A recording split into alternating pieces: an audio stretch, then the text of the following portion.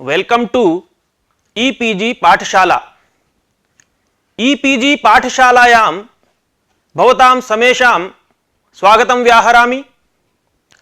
अहं पंकज कुमार व्यासः हरियाणास्थ हरियाणा संस्कृत विद्यापीठ बघोलायां सहायक आचार्य रूपेण व्याकरण विभागे कार्यं करोमि। अद्य भवतां कृते परमलघुमञ्जूषायां पंचमः पाठः भवति शक्ति नियामकाः संयोगादयः लक्षणास्वरूपं च इति पाठ्यांशस्य नाम। तत्र मुख्यांशाः भवन्ति शक्ति नियामकाः संयोग विप्रयोगादयः लक्षणास्वरूपं, लक्षणायाः प्राथमिकाः भेदाः तत्र उक्ताः, गौणी शुद्धा अजहल लक्षणा जहल लक्षणा इत्यादि रीत्या। ततः लक्षणायाः निमित्तानि, लक्षणा बीजं तात्पर्यानुपपत्ति वा अन्वयानुपपत्तिर्वा इति।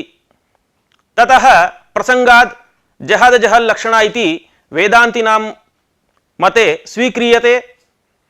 एते सर्वेपि अत्र पाठ्यांशे मुख्याः अंशाः भवन्ति। एतत् सर्वम् अधिकृत्य अद्य भवतां कृते अध्यापयिष्यामि। पूर्वस्मिन् पाठे भवद्भिः अपभ्रंशेषु शक्तिरस्ति न वा, तत्र वैयाकरणानां मते अपभ्रंशेषु अपि शक्तिः वर्तते। नैयायिकानां मते तु शक्तिभ्रमाद् साधुशब्दस्मरणद्वारा वा बोधः भवति। ततः शक्तेः सामान्येन पूर्वं प्रतिपादितत्वात् विशेष जिज्ञासायां तस्य त्रयः भेदाः, रूढिः, योगः, योगरूढिश्च इति तेषाम् उदाहरणानि इत्येते अंशाः अधिगताः।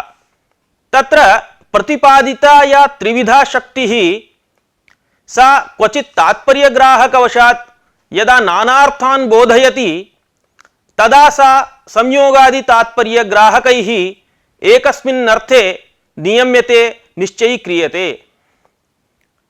ते च संयोगादयः वाक्यपदीये वर्णिताः। एतदुत्तरं शक्तिविषयं समाप्य वृत्तेः द्वितीयो भेदो भवति लक्षणाख्यः भेदः। तस्याः केचन भेदाः अत्र निरूपयिष्यन्ते। अनया रीत्या अस्मिन् पाठे मुख्याः प्रतिपाद्यमानाः अंशाः भवन्ति। शब्द बोध्यार्थस्य अनिश्चये सति संयोगादिभिः तत्र अर्थः निश्चीयते इति तेषाम् अर्थनिश्चायकानां सोदाहरणं वर्णनं लक्षणास्वरूपं तद्भेदाश्च। उपर्युक्तरीत्या प्रतिपादिता या त्रिविधा शक्तिः सा क्वचित् तात्पर्यग्राहकवशात् केवलं रूढ्यर्थस्य केवल योगार्थस्य च बोधिका भवति। एवं रीत्या यदा नानार्थान् बोधयति तदा सा संयोगादि तात्पर्यग्राहकैः अस्य पदस्य अस्मिन् अर्थे शक्तिः नियता। सत्सु नानार्थेषु इत्येतदर्थ निश्चायकाः भवन्ति ये तैः संयोगादिभिः नियम्यते सा शक्तिः।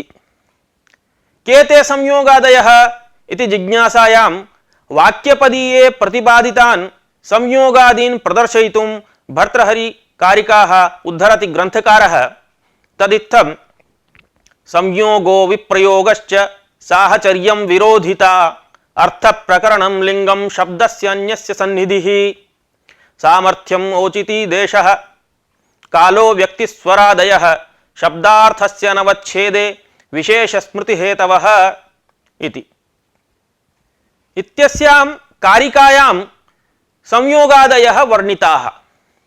तथा ही संयोगः, विप्रयोगः, साहचर्यं, विरोधिता, अर्थः, प्रकरणं, लिंगं, शब्दस्य अन्यस्य सन्निधिः, सामर्थ्यं, औचिति, देशः, कालः, व्यक्तिः, स्वरादयश्च शब्दार्थस्य अनवच्छेदे नाम शब्दबोध्यार्थस्य अनिश्चये विशेष स्मृति हेतवः विशेषः विवक्षितः यः अर्थः तस्य स्मृतेः नाम ज्ञानस्य कारणानि भवन्ति इति कारिकायाः अर्थः।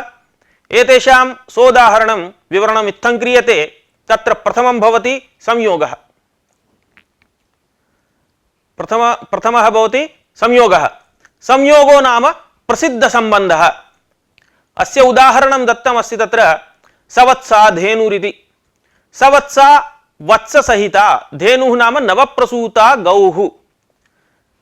अत्र केवलः धेनुशब्दः नवप्रसूत गोमहिषी स्त्रियादिवाचकः हैमकोशे प्रसिद्धः। तस्य अनेकार्थस्य वत्सशब्देन गवि वाचकत्वं नियम्यते।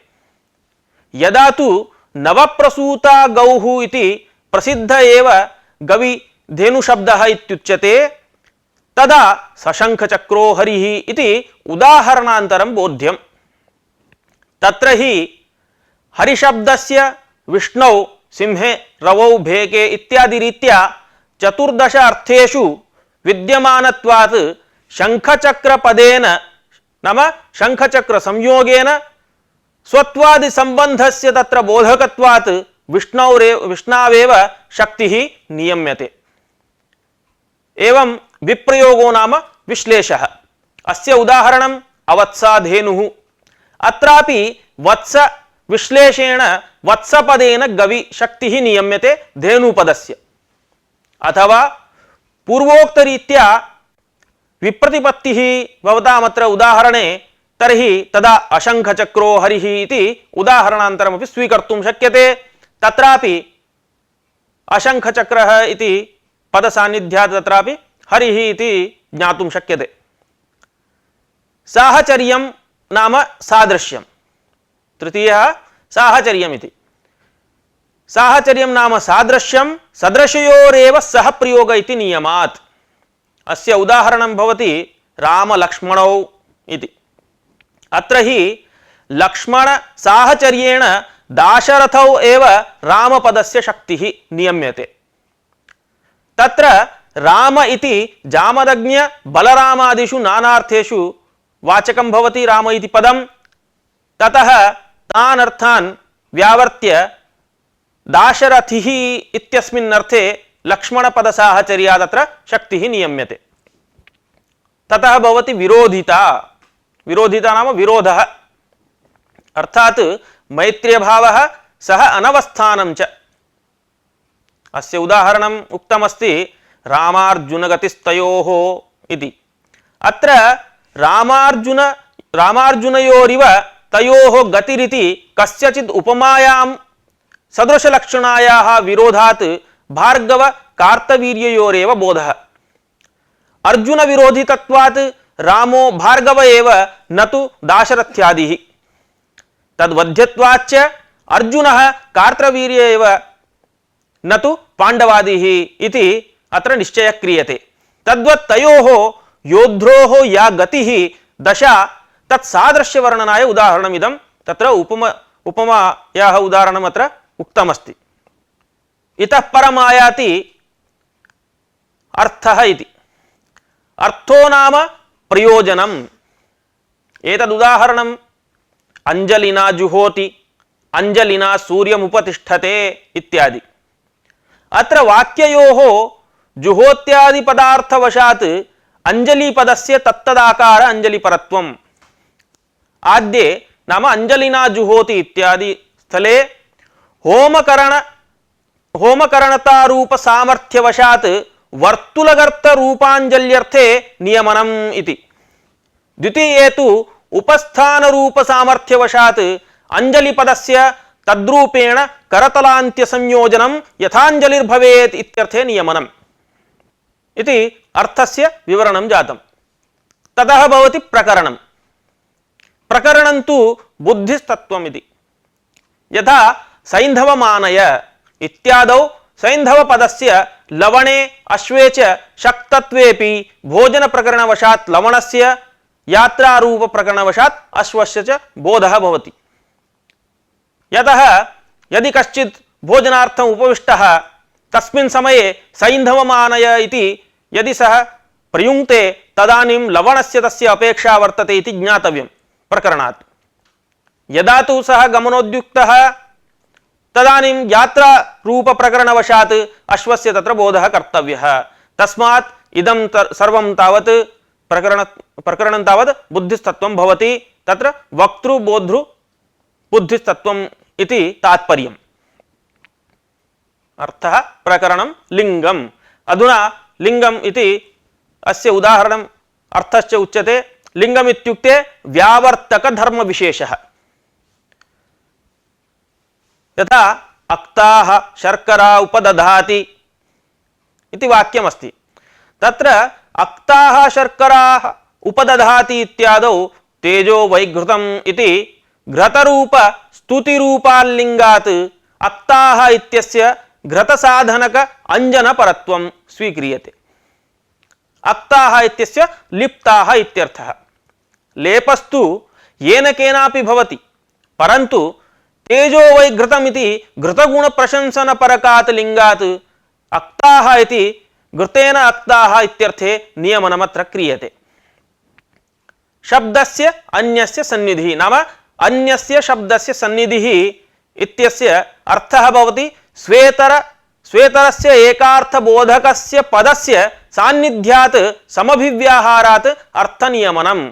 यदा एकेन शब्देन साकम् अपरः शब्दः सहोच्चारितः समभिव्याहृतः तदानीं तत्पदसान्निध्यवशात् तत्र अर्थनियमनं क्रियते। यथा रामो जामदग्न्यः इति उदाहरणमत्र बोध्यम्। रामो जामदग्न्यः इत्यत्र जामदग्न्य पदसन्निधानात् रामः परशुरामः इति स्वीक्रियते। कुतः इत्युक्तौ जमदग्नि सुतत्वेन तस्य प्रसिद्धत्वात् नात्र दाशरथ्यादीनां ग्रहणं भवति। ततः परमायाति सामर्थ्यं। सामर्थ्यं नाम कारणता। यथा लोके व्यवहारः दृश्यते अभिरूपतराय कन्या देया,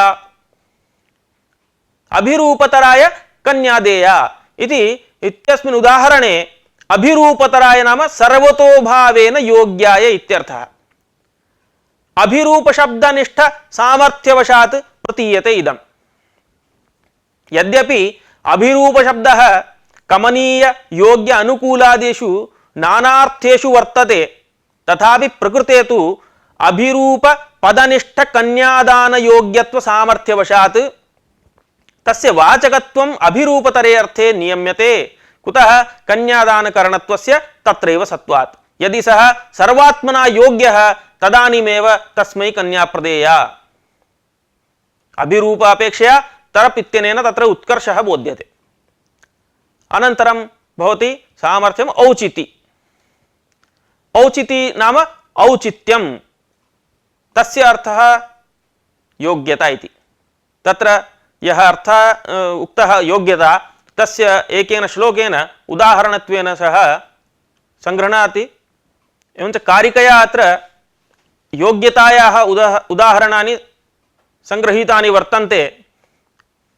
अयं प्रसिद्धः श्लोकः यश्च निम्बं परशुना यश्चैनं मधुसर्पिषा यश्चैनं गन्ध्यमाल्याद्यैः सर्वस्य कटुरेव सः इत्यादौ परशुना इत्यस्य छेदनार्थत्वम्। अस्य आदौ संग्रहेणार्थं कथयामि। यश्च नाम यः कश्चित् निम्बं निम्बवृक्षं परशुना छिनत्ति, अपरः कश्चित् मधुसर्पिषा सेचनं करोति, अभिषिञ्चति इत्यर्थः। अन्यः कश्चित् गन्धमाल्याद्यैः पूजनं करोति, परन्तु सर्वस्यापि सः कटुरेव भवति। कस्यापि सः मधुरः कदापि नैव भवति। तत्र एकत्रैव परशुना छिनत्ति इत्यत्रैव क्रियाप्रयोगः दृश्यते। अन्यत्र तावत् नास्ति, तत्सर्वम् ऊह्यं। तत् कथम् इत्यस्यैव नाम योग्यतया तत्सर्वम् ऊह्यं भवति इति अत्र निर्दिशति। यथा परशुना इत्यस्य छेदनार्थत्वं, मधुसर्पिषा इत्यस्य सेचनार्थत्वं, गन्धमाल्याद्यैः इत्यस्य पूजनार्थत्वम् इति अत्र योग्यतया ऊह्यम्। अयमत्र भावः परशोः छेदने एव मधुसर्पिषोः सेचने एव गन्धमाल्यादीनां पूजने एव योग्यता अस्ति इति परशुना छिनत्ति मधु सर्पिभ्याम अभिषिञ्चति गंधमाल्याद्यैश्च पूजयति इति औचित्यात्र बोधः जायते। ततः भवति सामर्थ्यम औचिति देशः इति।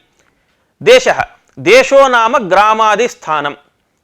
यथा भात्यत्र परमेश्वरः इति वाक्यं केनचित् प्रयुज्यते चेत् राजधानी रूप देशात् परमेश्वर पदं तत्र राजबोधकम्।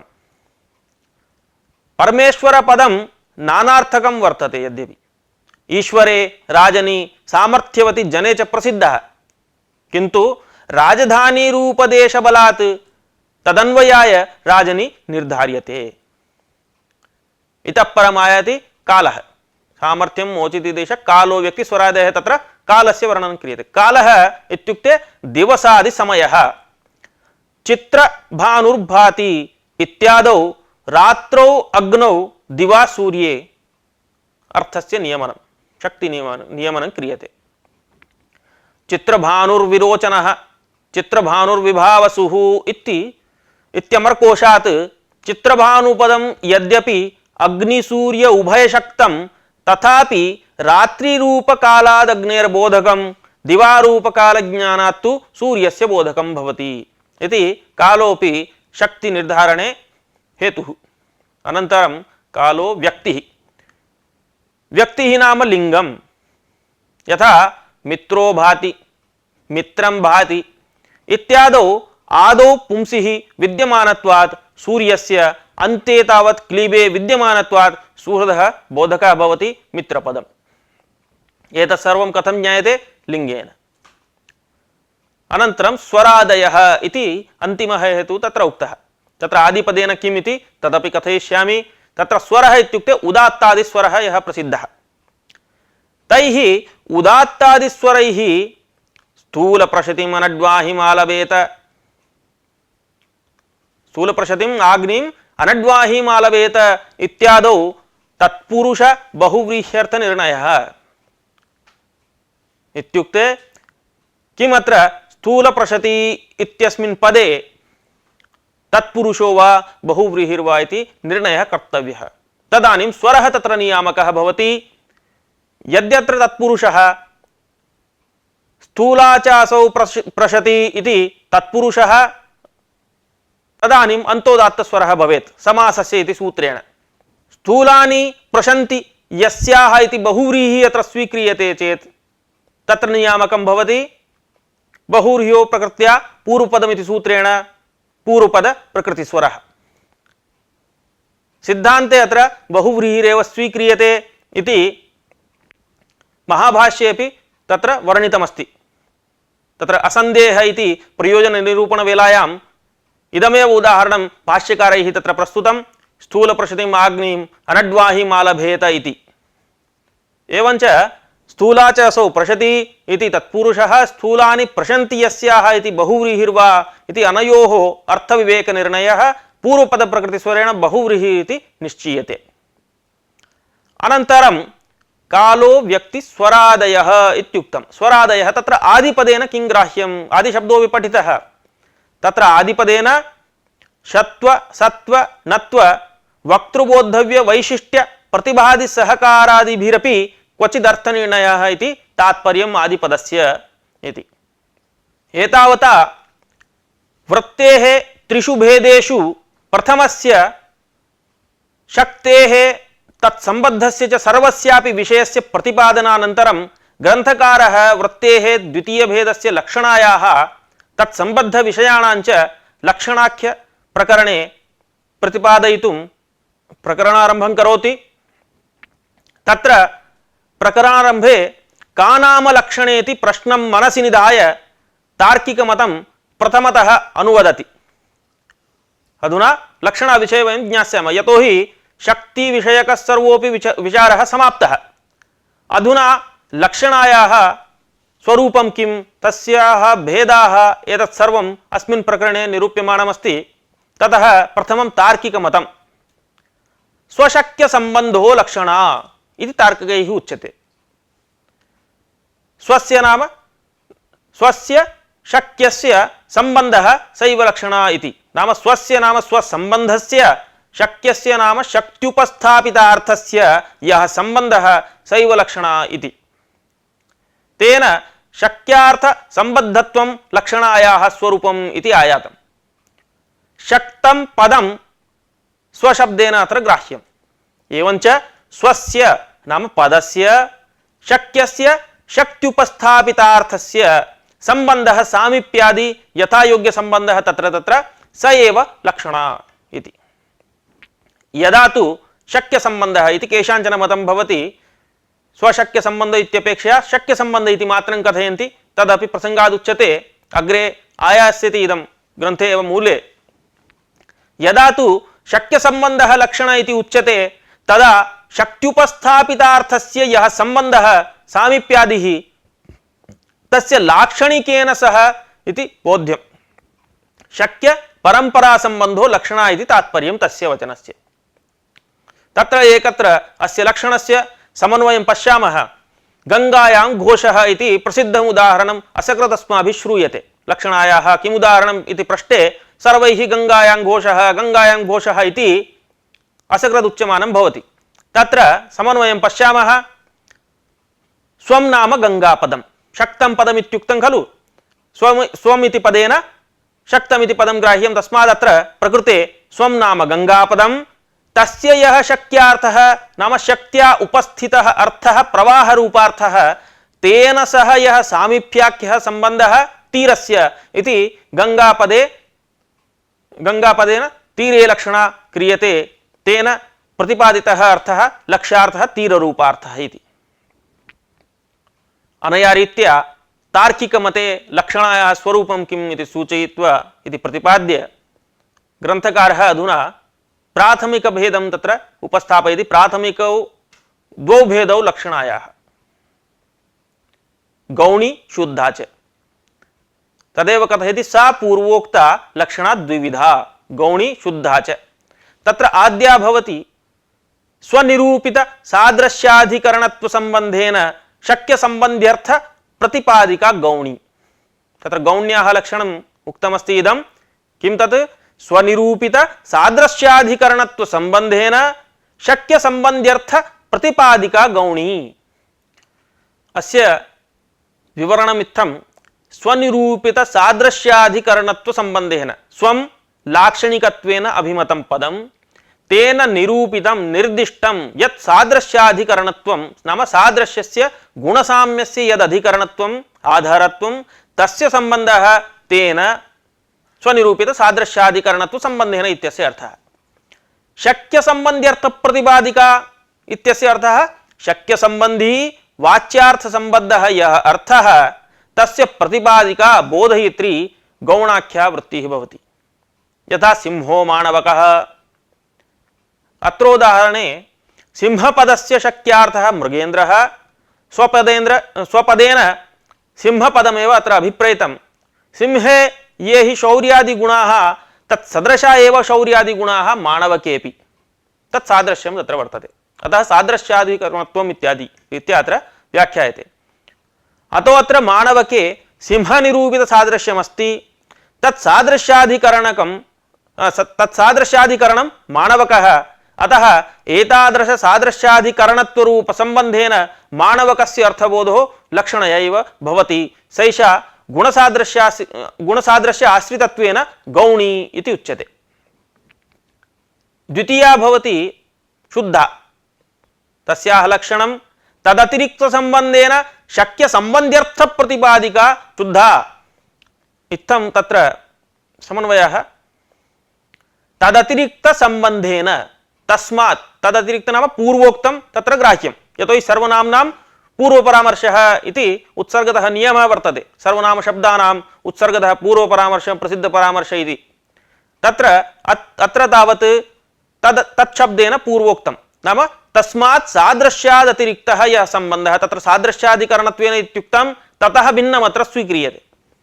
एवञ्च तस्मात् सादृश्यात् अतिरिक्तः यः सम्बन्धः सामीप्यादिः तेन शक्य संबंध्यर्थ प्रतिपादिका, शक्य संबंधी वाच्य संबद्धः यः अर्थः तस्य प्रतिपादिका शुद्धा इति शुद्धाख्या वृत्तिरिति।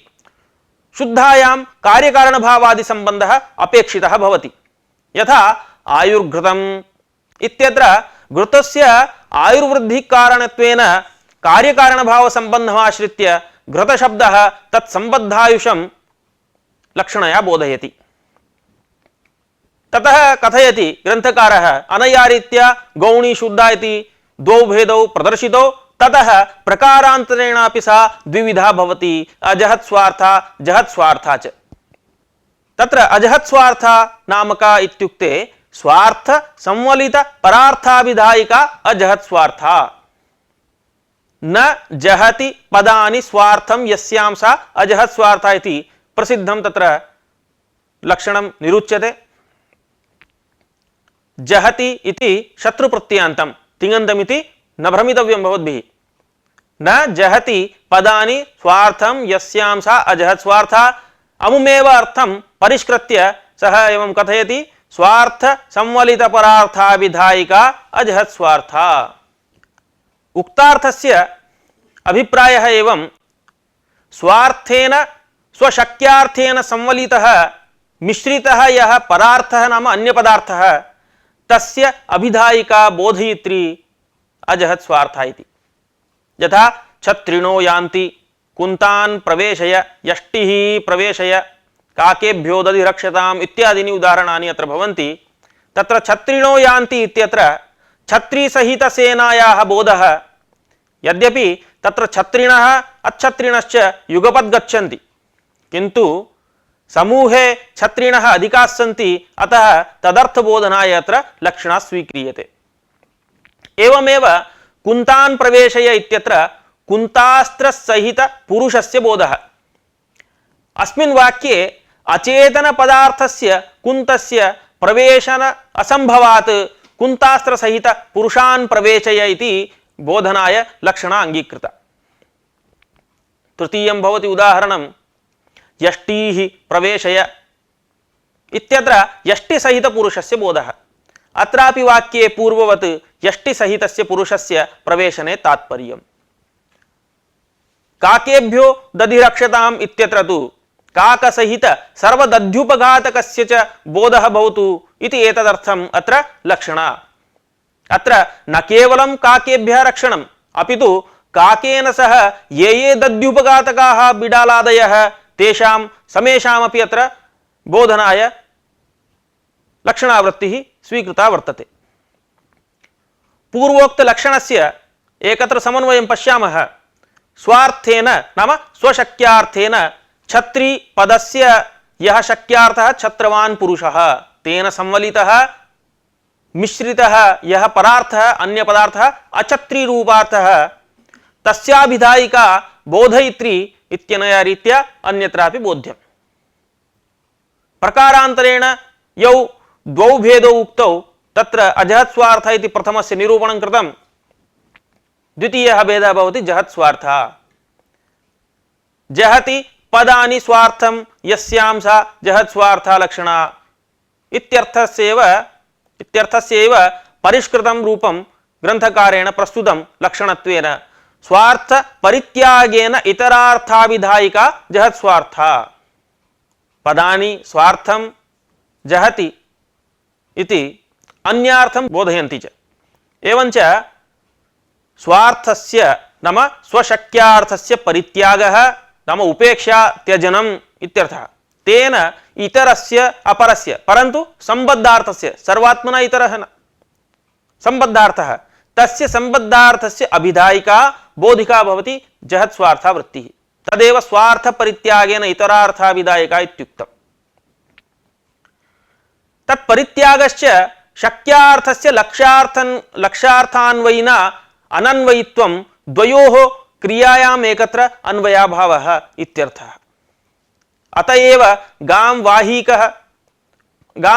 वाहीकं पाठय इत्यादि स्थले गोसदृश लक्षणायामपि न गोः तदन्वयी पाठन क्रियायाम् अन्वयः अपितु वाहीकस्यैव इत्यनया रीत्या लक्षणायाः आदौ द्वौ भेदौ ततः पुनः द्वौ भेदौ इति भेदचतुष्टयं निरूपितं।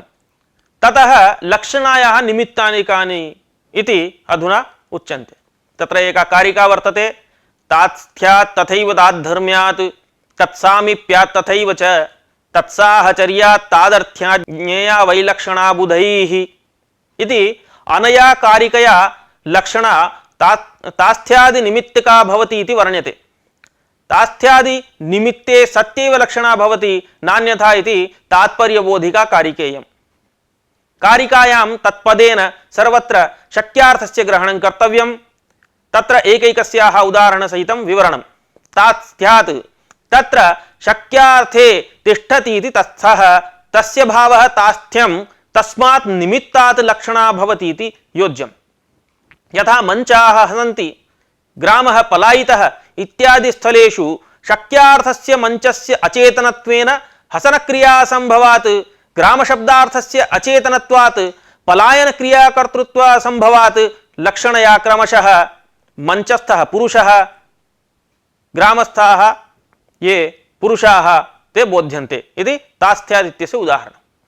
ताद्धर्म्यात् इति द्वितीयं निमित्तं ताद्धर्म्यात् तस्य शक्यार्थस्य धर्म इव धर्मः यस्य तद्धर्मस्य भावः ताद्धर्म्यं तस्मात् निमित्तात् लक्षणा इति पूर्ववत् योज्यम्।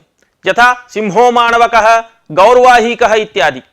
अत्र यः सिंहः सः न माणवकः, यस्तु माणवकः सः सिंहः नास्ति। अतः माणवकेन सिंहपदशक्यार्थस्य वन्यजीवविशेषस्य अन्वयाभावेन सिंहपदस्य तत्सहजात शौर्यादि गुणे अर्थे लक्षणा येन शौर्यादि गुणविशिष्टस्य माणवकस्य बोधः भवति।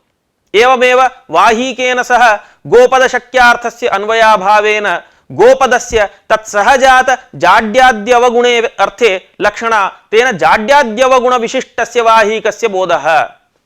तृतीयं निमित्तं तत्सामीप्यात् तस्य शक्यार्थस्य सामीप्यं नैकट्यं तस्मान् निमित्तादिति यथा गंगायां घोषः इत्यादि। अत्र गंगापद शक्यार्थ प्रवाहे घोषपदवाच्यस्य आभीरपल्लीरूपस्य असंभवात् वाक्ये तस्य अन्वय असंभवेन तत्समीपवर्तिनि तटे लक्षणा तत्सामीप्यादित्यस्य उदाहरणम्। ततः तत्साहचर्यादिति निमित्तं तस्य शक्यार्थस्य साहचर्यं सहस्थितिः तस्मान् निमित्तात् लक्षणा। यथा यष्टिः प्रवेशय अत्र यष्टिपदशक्यार्थदण्डस्य प्रवेशनकार्या संभवेन वाक्ये अन्वयाभावात् तत्साहचर्येण तद्धारिपुरुषे लक्षणा क्रियते। अन्तिमं निमित्तं भवति तादर्थ्यात् तस्य शक्यार्थस्य अर्थः प्रयोजनं तदर्थः तस्य भावः तादर्थ्यं तस्मात् तस्मै इदं तदर्थं तस्य भावः तादर्थ्यम् इति वा निमित्तं भवति लक्षणायाः। यथा इन्द्रार्था स्थूणा इन्द्रः इत्यादि। अत्र स्थूणपदशक्यार्थस्य स्तंभस्य इन्द्रपदेन सहान्वयाभावात् तादर्थ्यात् तन्निमित्तके अर्थे लक्षणा। इत्येतावता लक्षणायाः निमित्तानि कानि इति प्रतिपाद्य लक्षणायां किं बीजम् इति अधुना निरूप्यते।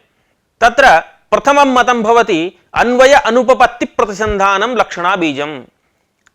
नाम अन्वयस्य वाक्ये शक्यार्थोपयुक्तायाः अनुपपत्तिः असंगतिः तस्याः प्रतिसंधानं नाम विचारः इति तदेव लक्षणायाः बीजम्। यदा वाक्ये शक्यार्थो हि नान्वयं लभते तदैव लक्षणा विषयः उदेति इति भावः।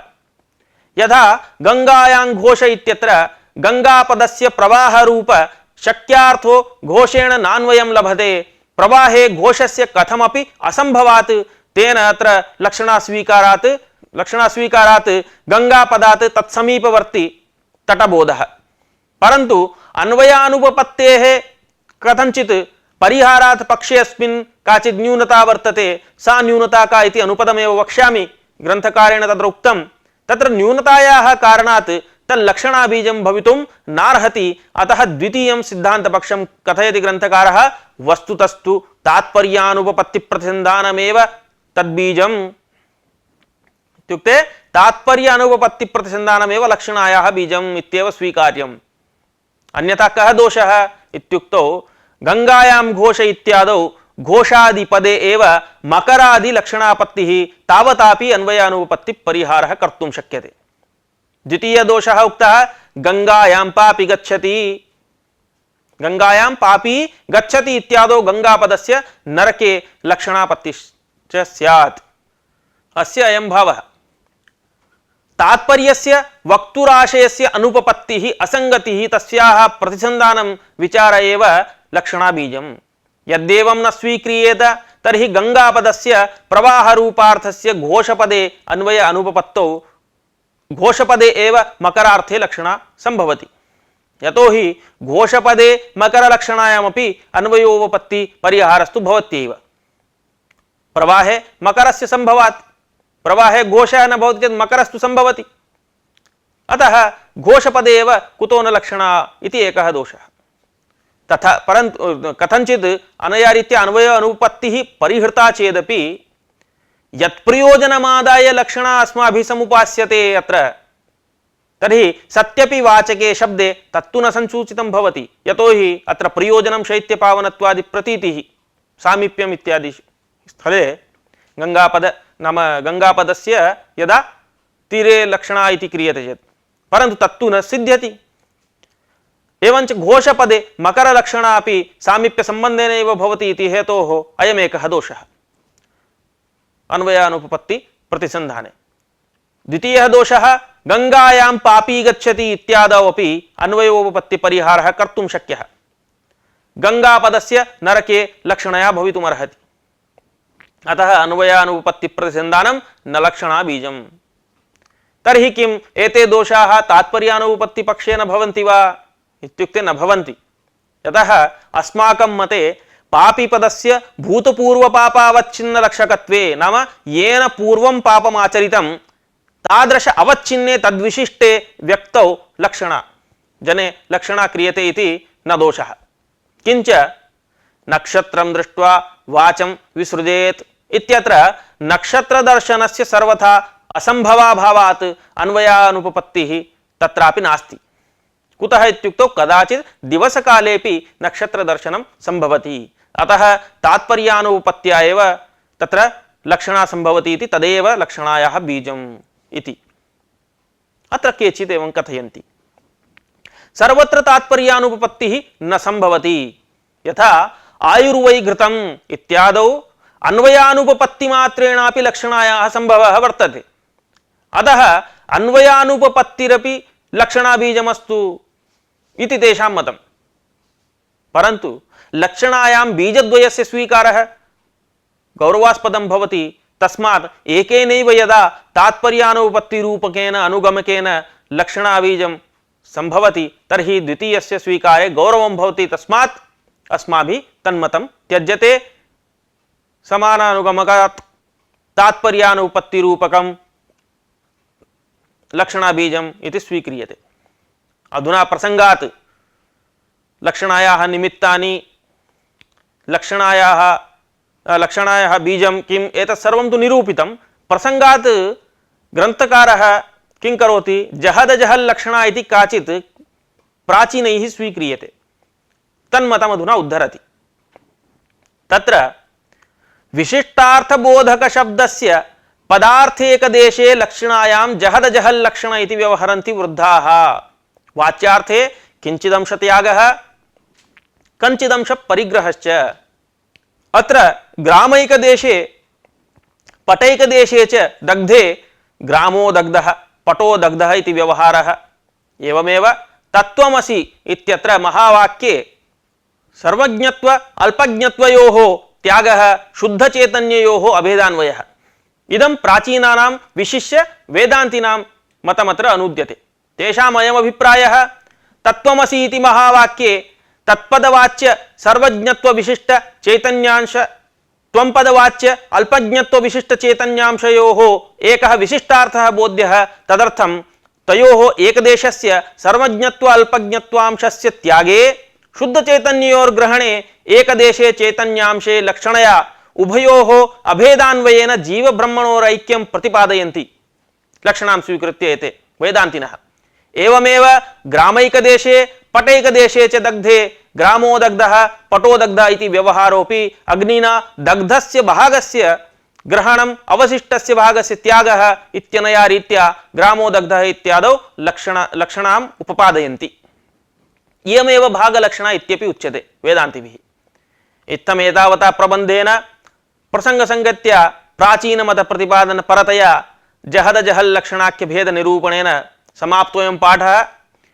इदानीम् अध्यापितस्य सर्वस्यापि पाठ्यांशस्य सारः उच्यते।